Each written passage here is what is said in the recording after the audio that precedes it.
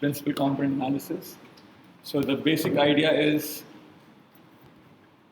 not to teach PCA because this is a very simple technique, but basic idea is to develop intuition that how we look at data and how do we look at data transformations, right? So this is a stepping stone to a um, much more advanced paradigm. Okay, so references for this section, PRML, section number 12.1. So everything is from there.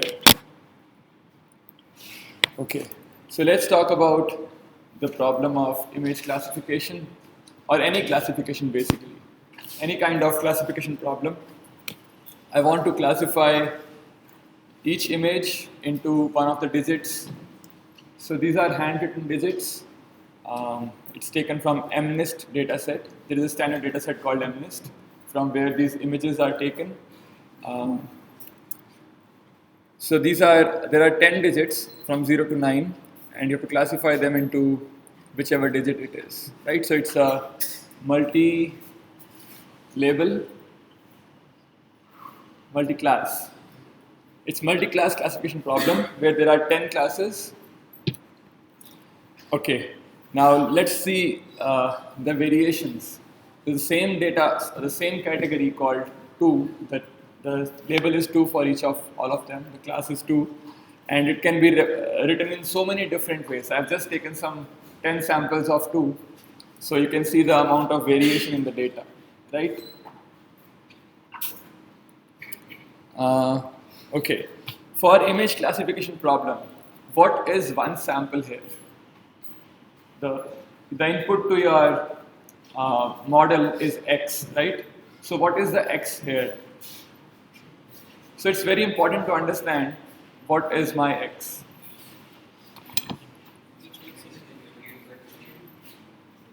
Okay, so this data is 28 cross 28. This is a matrix. I think we discussed this. How do we represent images in mathematics? So this is a matrix of dimension 28 cross 28. So this is 28 here and 28 here. So this is a 28 cross 28 matrix, and it is a scalar. Means each element is a scalar, right? Between 0 to 1 or 0 to 255, representing the pixel value, a grayscale pixel value, right? So what is one sample here? So one sample here could be, can you take, let me call X as the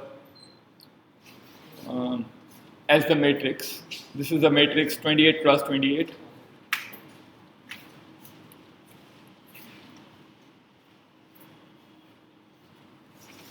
Can I take one element of X, let's say X I comma j, as the input to my model?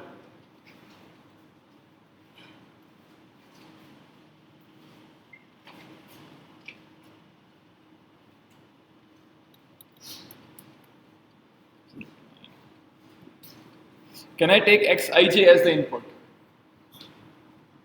It doesn't make sense, right? One pixel won't tell you what is the image about. Can I take one row as, which means, can I take this as my input, as my data point, singular? So will it convey me anything? Yeah, just think, huh? Yeah, yes.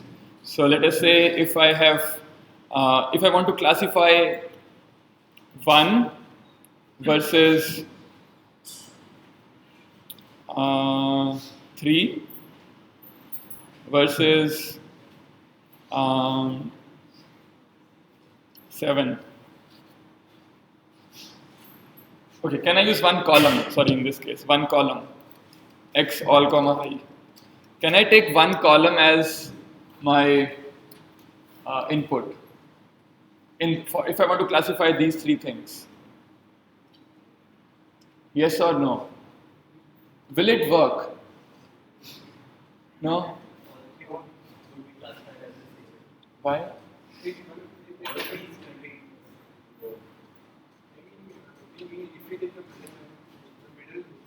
No, not middle row. You can take all the rows. What is the problem? Middle column, yeah. But you can take all the columns also, no problem. Means you can take each column one by one, like assign each column. Huh?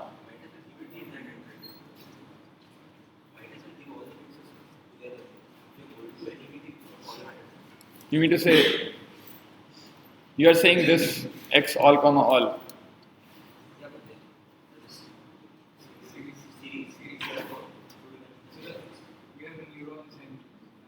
I got your point, but answer my question first. If I just pass single column as the input, is it a good feature? Is it a good input? Can it be classified? Yes, let us see. If this is my image, this is my image, and this is my image, and there are three classes. So, if I consider in this image, most of the columns will be blank, right?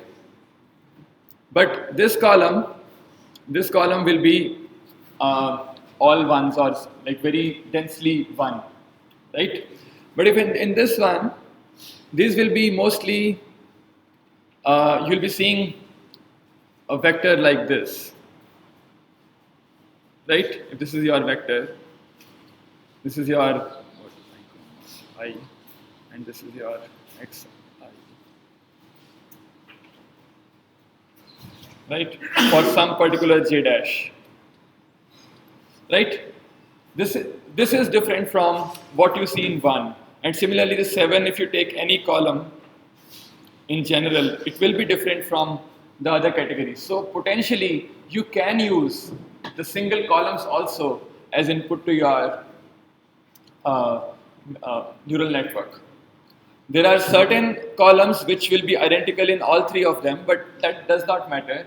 The system will learn that there is some background or some vectors which don't map properly, so that is fine. And then you can take a max operator. You pass each column, and then from your neural network, when you pass each column, you will get corresponding y, which will be a vector corresponding to each column. Means the total thing will be a vector, and you can take a max, or you can do some kind of pooling to finally find single class, right?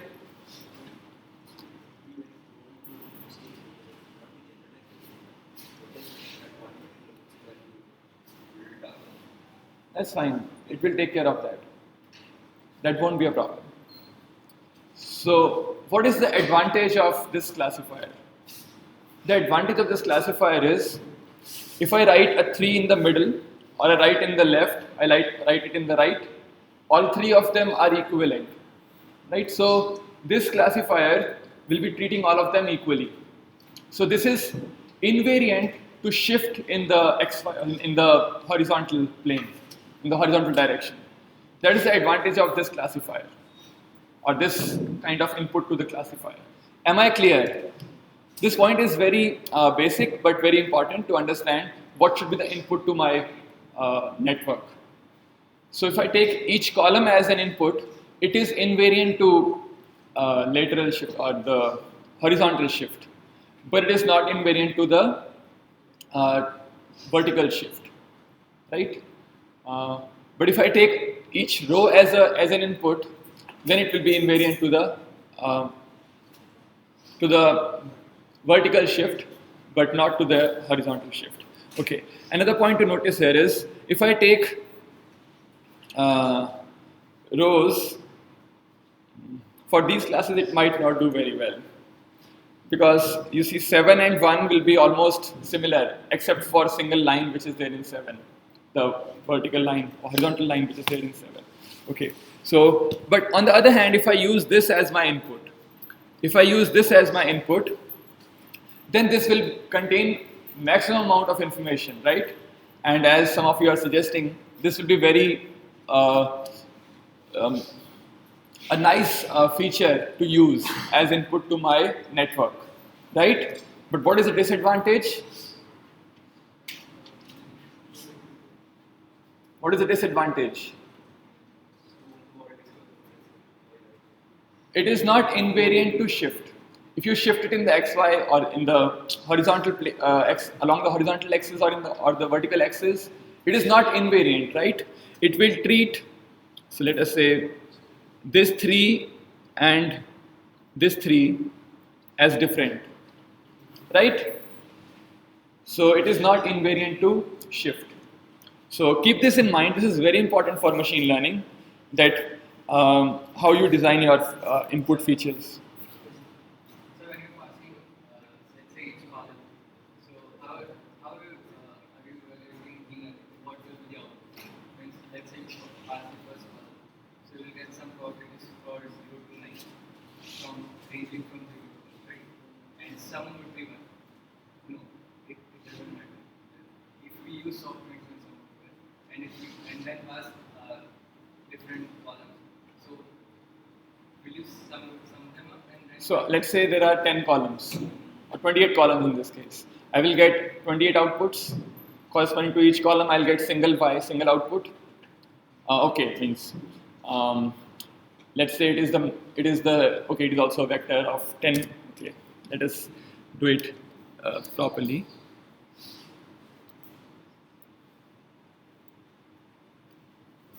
So if I am using each column, there are 28 columns.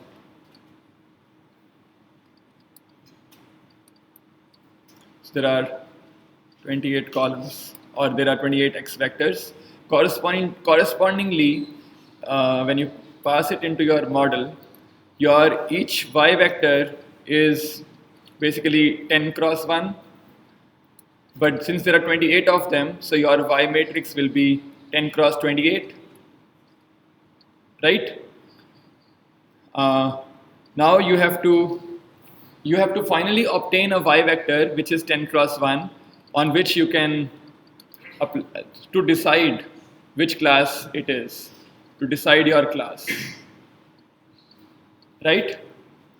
How can you do it? You can use any matrix, maybe maximum or average, or what I mean to say is you can say y is equal to max of y along which axis?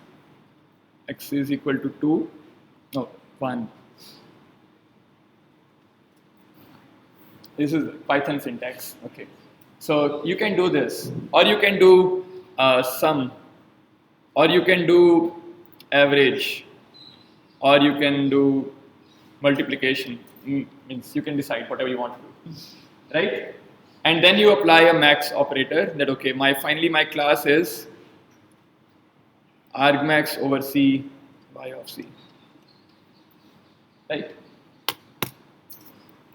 Okay, so this was a kind of intuitive understanding, or very important understanding, to see how we represent our data and how do we induce specific properties into our data, like shift invariance or rotational invariance, or as you have seen in convolutional neural networks, you learn from different parts, right? Now let's come to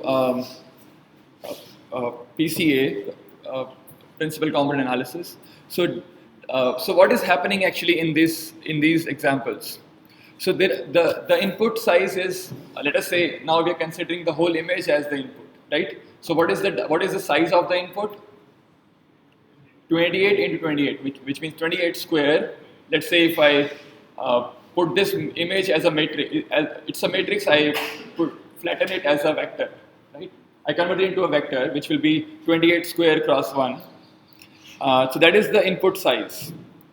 And it is a huge, many dimensions are there, right? So learning will be difficult in such a huge space. So, but I know the information lies in a much smaller space, right? The information lies, there are only 10 classes, and as we can see from here, the information lies in a much smaller manifold or a subspace, right? How can I go from that 28 square, which will be about 500 something.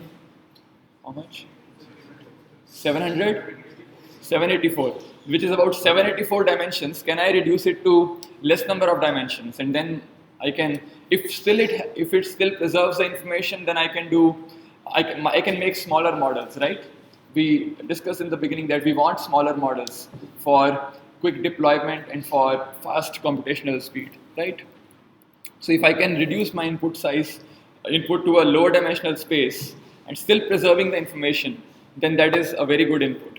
So instead of processing large size samples, can we transform them to a low dimensional space? So an example that we saw the example of roses versus lotuses. So if you take images, they are, let's say, 784 cross 1 dimensional. But if I transform them, I just extract height and width of each flower. With just 2 dimensions, we were able to classify our flowers, right? Okay, so this is the geometrical idea. Let us say I have a 2-dimensional data. So first of all, PCA is unsupervised learning method. There are no labels provided, right? Please keep in mind, PCA is unsupervised learning method. There are no labels provided. Okay, so this is my unlabeled data. All the data points are there. And then, what can you say about this data? This is 2-dimensional data, I want to reduce the dimensions. I want to make it single dimensional. So in which direction should I take my points so that they preserve information? Which means they preserve the distinction between points, right? If I take this dimension, okay, let me take a more severe example. This is even thinner. And I project this in this direction. I project all the data, all the points in this direction. What will I see? They will all collapse to very close region and their distinction will be almost lost, right? But if I project it along this direction, sorry, no, I am not able to write. Yeah, along this direction, then what will happen?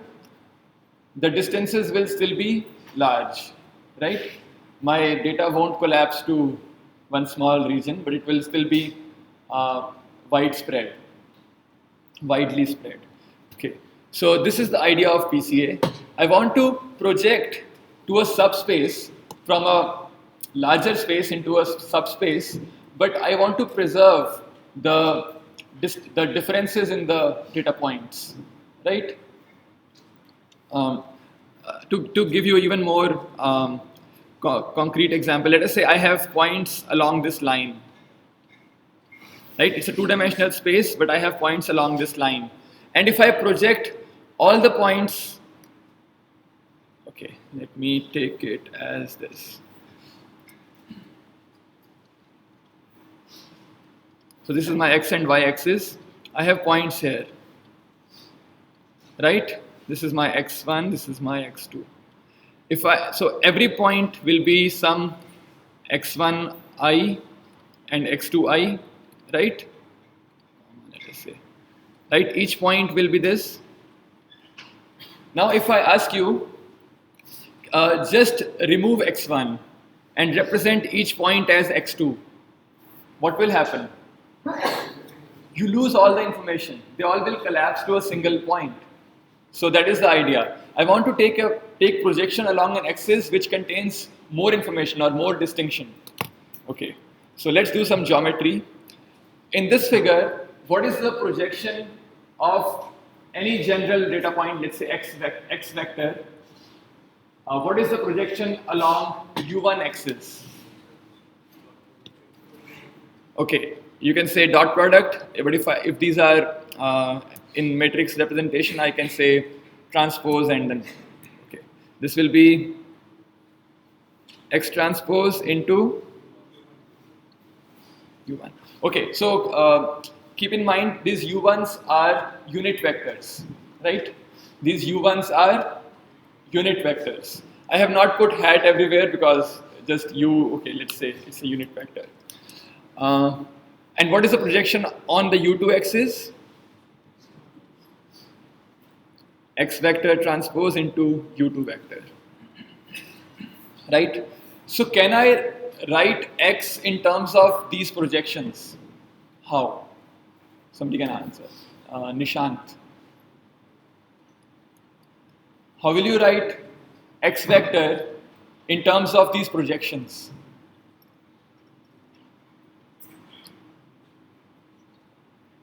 Simple geometry.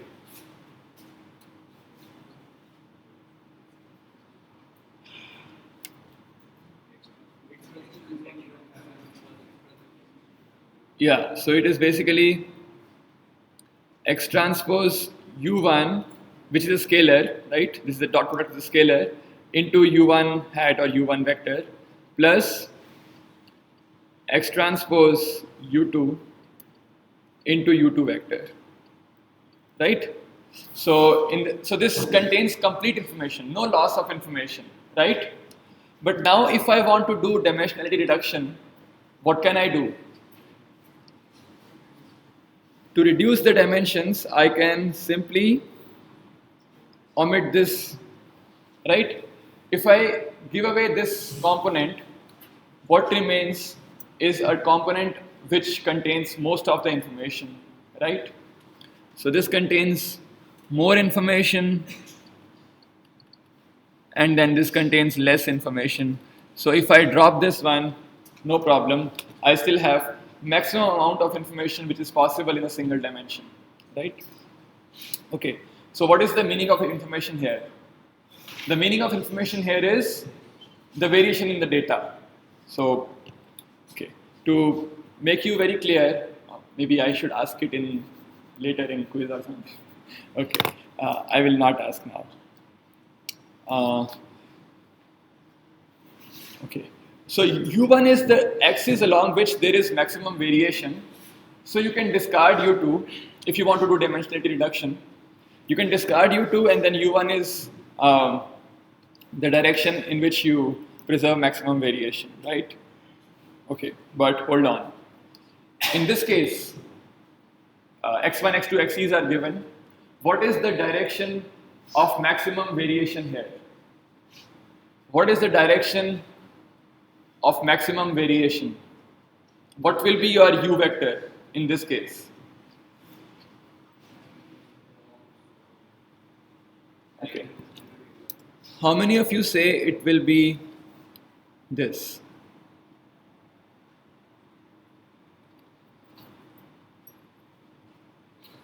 And how many of you say it will be the orange line?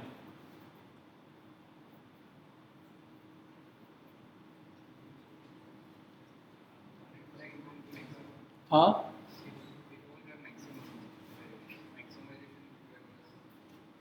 Yes. So, okay, a common error which we make is because we are considering the maximum variation as the dot product should be maximum, x vector transpose into u vector or u1 vector. If we are considering this to be maximum, right, then this will give me the orange line as the direction. The change in?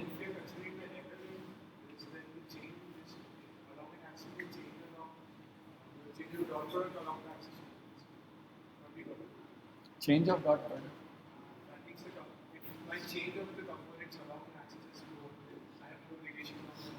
Okay. Now, intuitively that is clear, but the kind of formulation which we are considering here is x transpose into u1 should be maximum, right? So, but that is what we are saying, that I have to find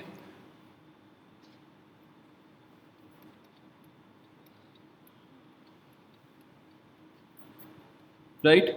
So, along whichever direction, x vector dot u vector, or let's say x dot u2 is, it should be minimum, and this should be maximum, right? If all of the let's say points are on the same around the axis, then also it is possible that x transpose u1 is maximum. But we don't want that now. We want variation in our Yes. It So it's not a good way to analyze the variation. yeah. Okay. So, but this is the way in which we are which we are using. This is the way to analyze variation. The error is that so I'm considering x vector, which is from the origin, right? It is the vector from origin to that point, and I know that the origin means it will be biased by where the origin is placed. That is why, but we want to see the variation within the data. So we do not compare with the origin but with the mean of the data. So the error is that my origin should be the mean.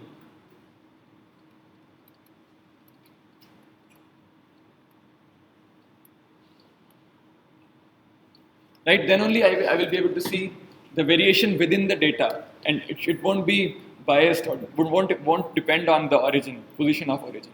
So mean shifting, make the data zero mean first. Okay.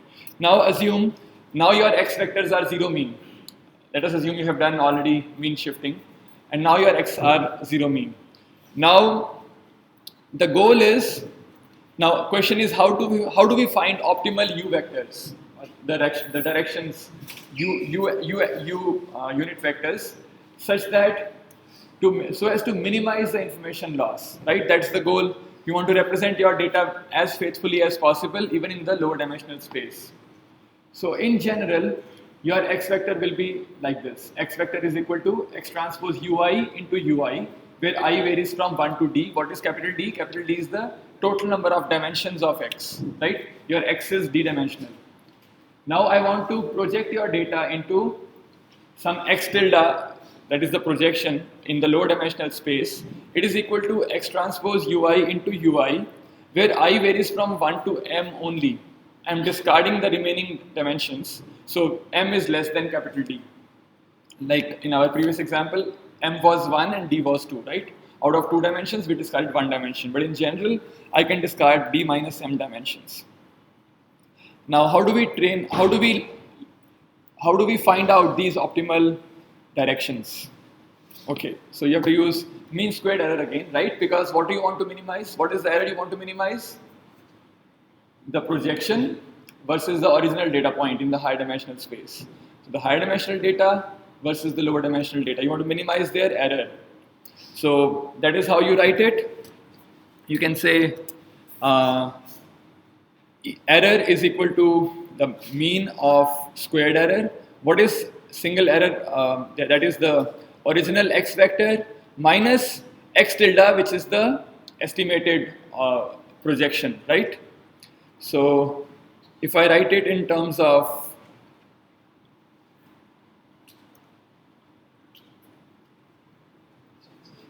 okay, so basically if you go back here, so if you do x minus x tilde, what will that be?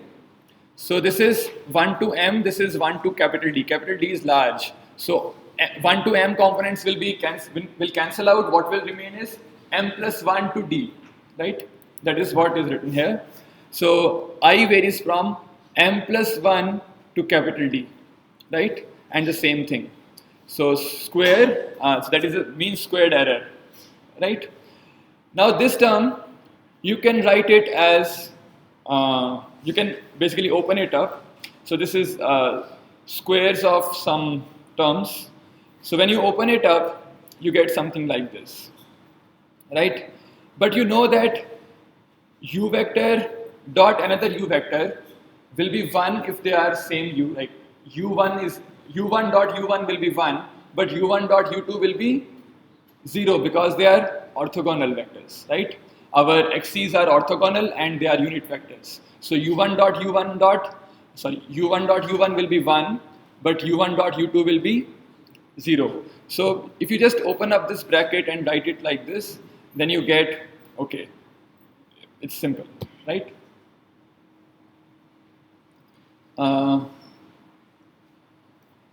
Okay, so this is my error function. Basically, we are minimizing the x transpose into ui, where I varies from m plus 1 to capital D, right? I want to minimize my projection along in the space which I am going to discard, right? The x's which I am going to discard they form a subspace, a space, and that space should have minimum projection from this data point. That is the goal. Is this clear? Okay.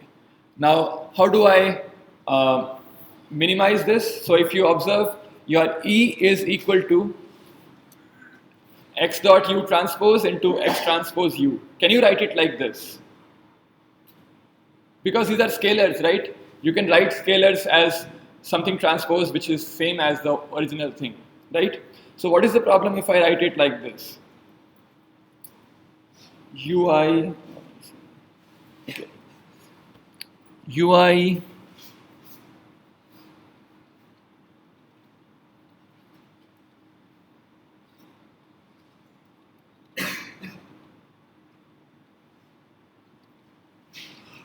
Can I write it like this? Can I write it like this? Yes or no? Yes. What is the problem here? If I open it up, where is my pen?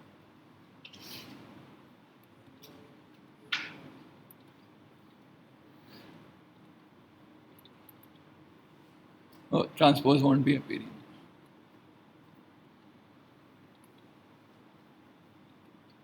Okay, I cannot solve it, right? I cannot solve, means it looks in ugly form, which, okay, difficult to solve, okay, fine. So, just that I cannot solve it. But on the other hand, in this form, what I get is, so my x, if I open it up, it becomes like this. And x into x transpose is dependent on n, but ui is independent of n, so I took it out, right? And then this term is already seen by you in the past. This is the variance. You remember when you estimated variance for a Gaussian random variable? It came out to be of this form. X minus mu into x minus mu transpose, right? Summation over all n. And in this case, I know xn is already zero mean. I have made it zero mean.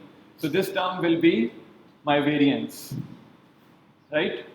So the error function becomes ui transpose s times ui, summation over all the I from m plus 1 to d, means the i's which I want to drop. And also I know ui transpose ui is equal to 1, because that is the constraint on my u's. So I can add a Lagrange multiplier term to put this constraint in. So when I throw this constraint, my error function becomes like this. Can you now optimize it? You know what to do. It's a standard problem. Just differentiate it with respect to the unknown vectors or the vectors which you want to optimize, and then you are there. You get the solution. And it is analytically solvable. It's a very simple solution. So you get twice of su minus lambda times 2u is equal to 0, right? Simple differentiation. Okay. Then just equate it to 0 and you get this. S is a matrix of dimension. The dimension of S is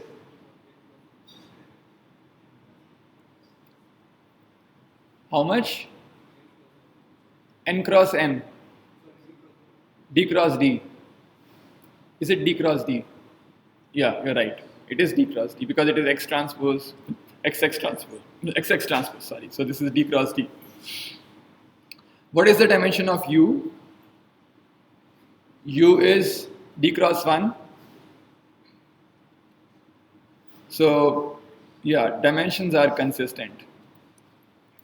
And what can you say about lambda? S of U is equal to lambda of U. Can you say something about this? Have you seen this structure before? What is the solution? What is the solution of this equation? So lambdas are the eigenvalues and u's are the eigenvectors. This simple eigenvalue decomposition. So okay, this is nice. And how do we solve for E? Means how do I find E?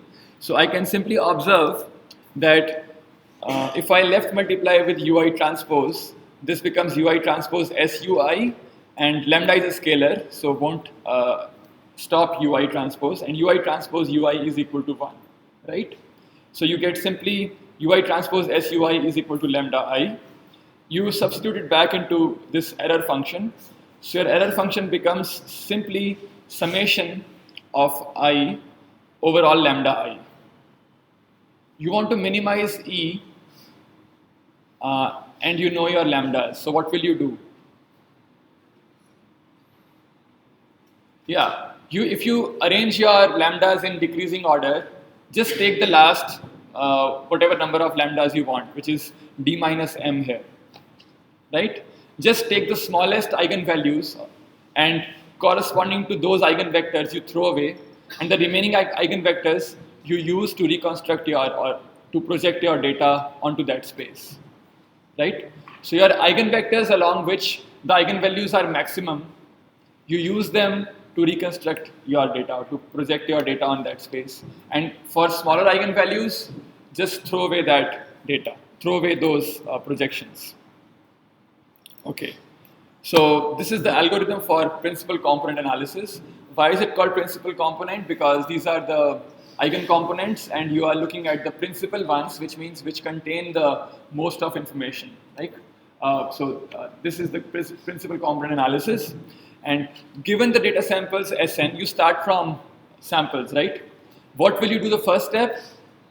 The first step will be, normalize it, make it zero mean. So just mean normalization, make it zero mean.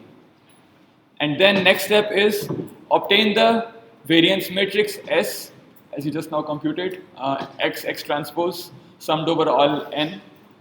Then when you obtain this capital S, you do a eigenvalue decomposition, and when you do eigenvalue decomposition, you get the eigenvectors and eigenvalues. Whichever are the smallest eigenvalues, you can throw them away, and the large eigenvalues, keep them. Let us say you want to keep capital M number of eigenvalues, then take the largest m values and throw away the remaining ones. So that is the eigenvalue decomposition, and then choose the first m eigenvectors, the largest eigenvectors, as the principal axes along which you project your data. So your x tilde will be simply the projection along those eigenvectors having large eigenvalues. Clear? So all your x, u and x tilde are d-dimensional here. So where is the reduction? Where is the dimensionality reduction? But your x tilde is again d-dimensional.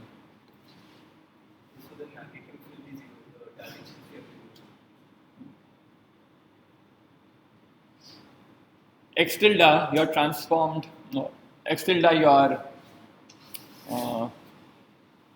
your x tilde vectors are still d-dimensional. So where is the dimensionality reduction?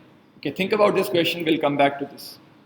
Okay. If we represent it in eigenvalue decomposition like A eigenvalue matrix and B inverse, then we are doing some diagonal entry 0. So that creates that does dimension. But in this formula, in this formulation,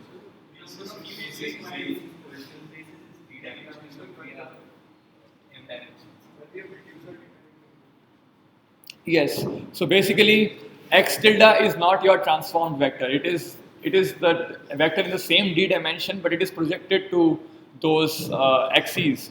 But the data which is in your lower dimension, these are these coefficients. These coefficients contain the information. This is important. The coefficients is your lower dimensional data. Okay. So I did some experiments. I ran a very simple code.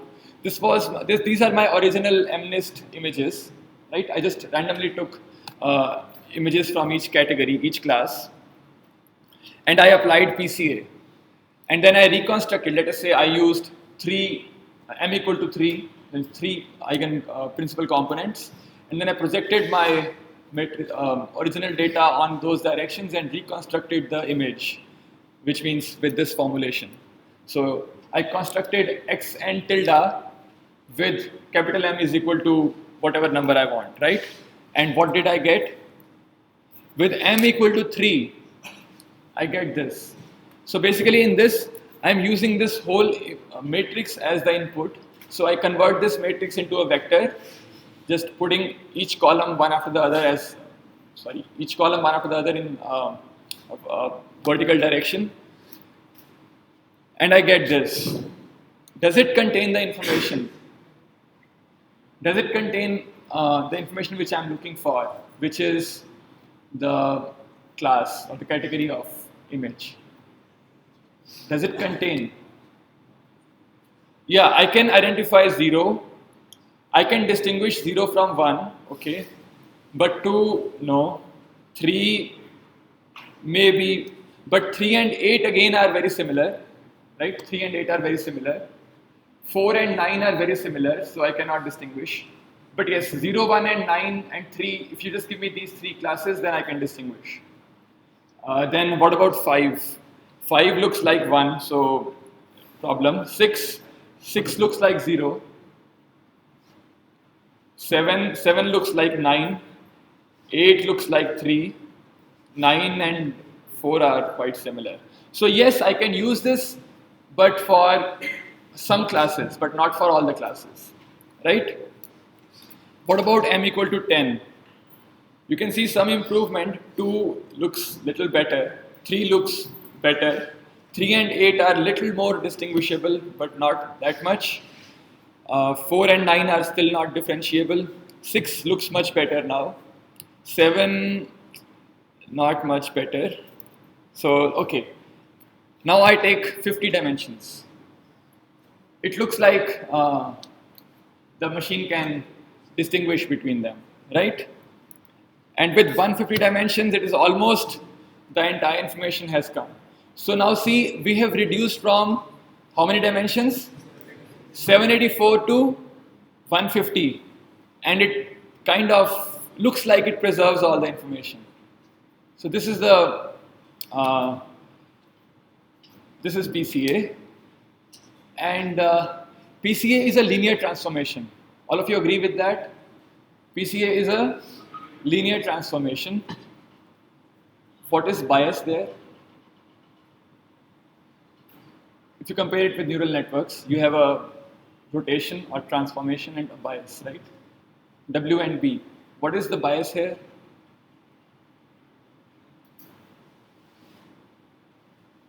Bias is 0, right? In our formulation, we didn't have any bias. How can you introduce bias here?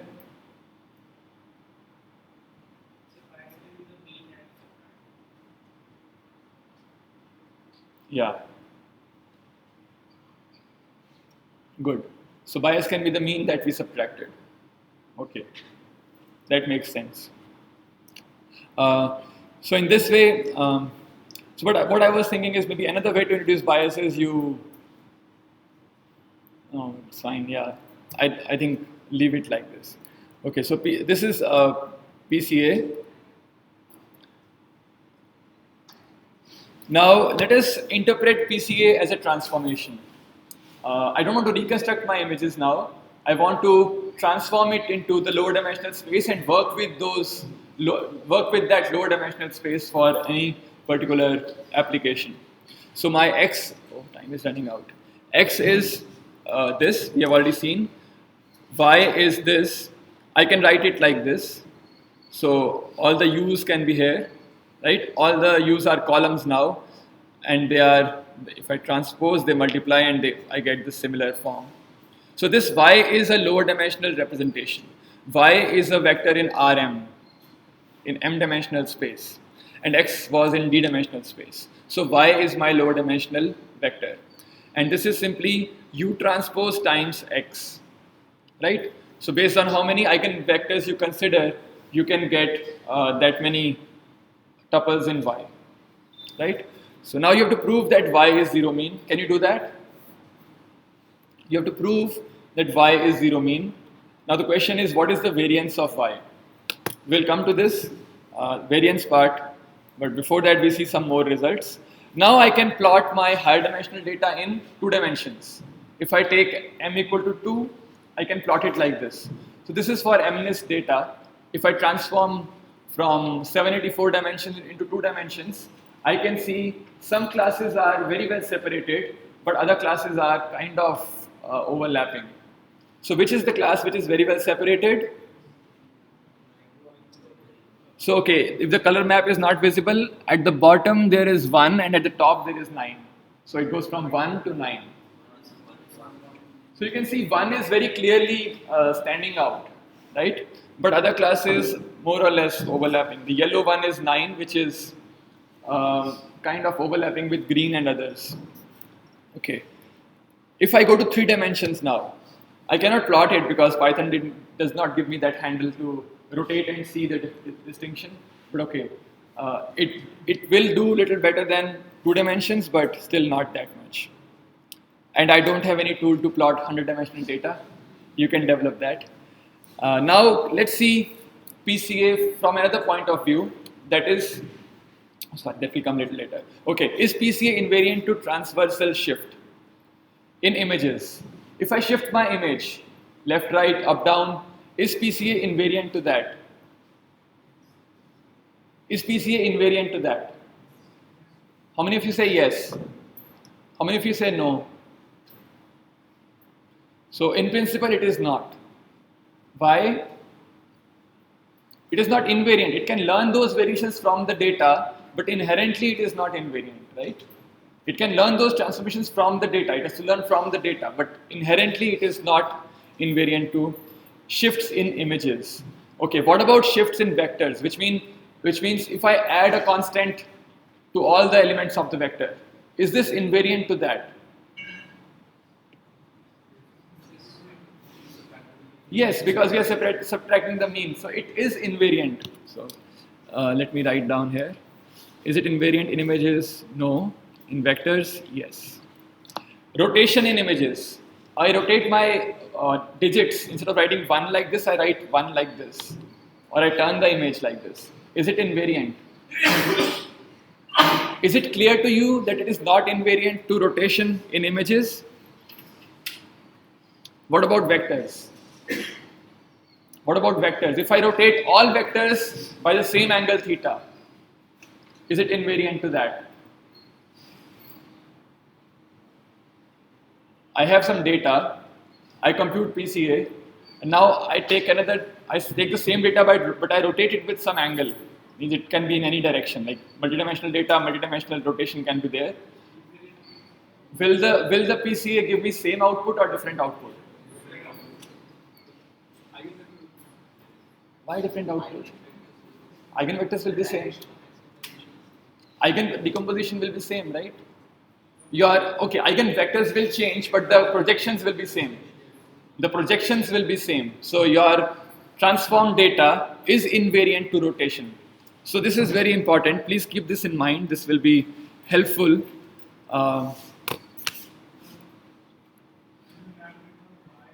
Pardon?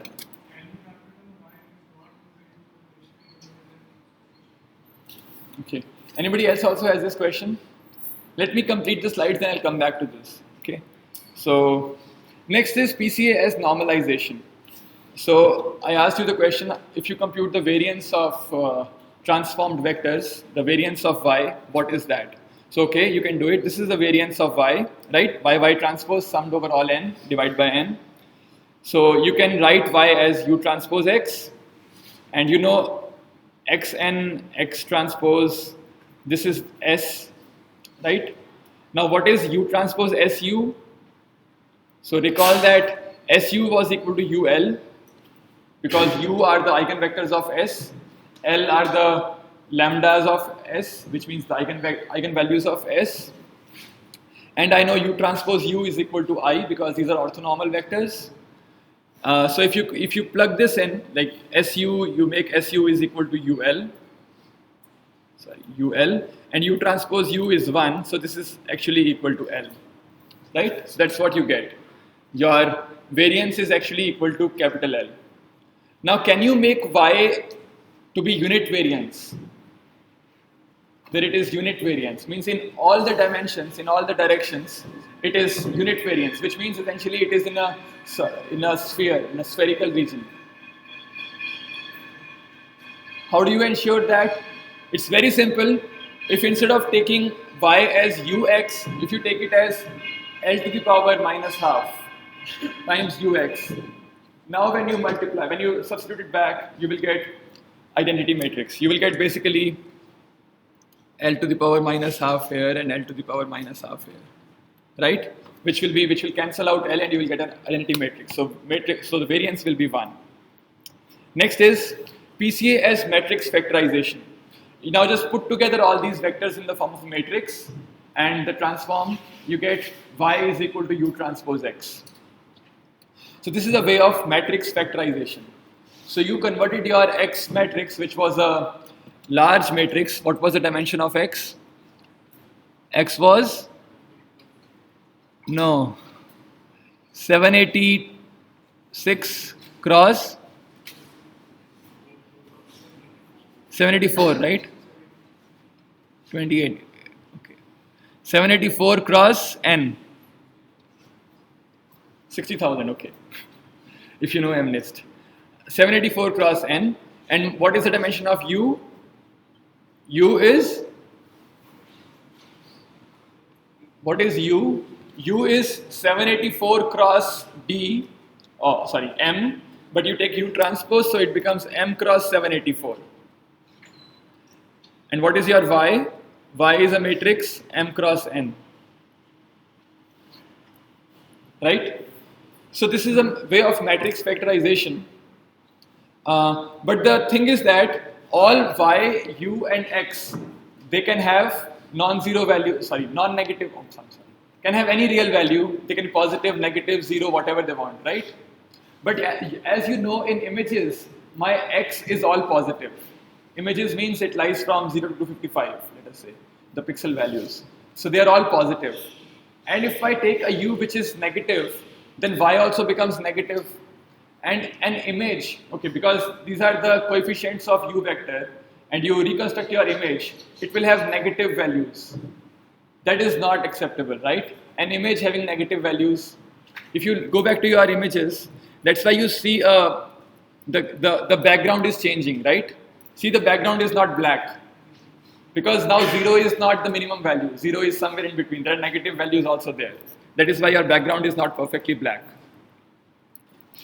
Okay, so I think I have to stop. Okay, so can we constrain u to have only non-negative values? If we can do that, then my u will become interpretable. If my u has only non-negative values, then I can see, now in this case, even if x is image, I can visualize it. But if you try to plot u, it will not be a nice thing. It will look, with negative values, you cannot interpret. So, but if I constrain my u also to have positive values, that will be a very good way. And then y will also be a positive, every value will be positive. Okay, now I think I can discuss this point later. The last point I'll discuss later. But okay, let's come back to the question which you asked. Which was the question? Okay, in this one. Okay, if I take x dash is equal to x plus some constant a. Is my PCA invariant? So basically for all n. Oh, I think I took n sample. For all n, 1 to capital N. Is my PCA invariant to this? Which means, is my y n tilde, is it equal to yn? Yes or no? Yes, that was my question. And similarly, if I have xn dash, rotation basically means you multiply it with some unitary matrix, let me call it as a x, then my yn dash, is it equal to y n? Yes or no? Can you prove it? Take it as a homework problem. Prove it. It's very simple proof. The answer is yes. But in images, what you are doing is, so when you take an image, let us say this is 0, 1, 1, 1, 0, 0, 3 cross 3 image of handwritten 1. If I transform it, if I shift it laterally, it will become what? 1, 1, 1, 0, 0, 0, 0, 0, 0. Now, is my PCA same?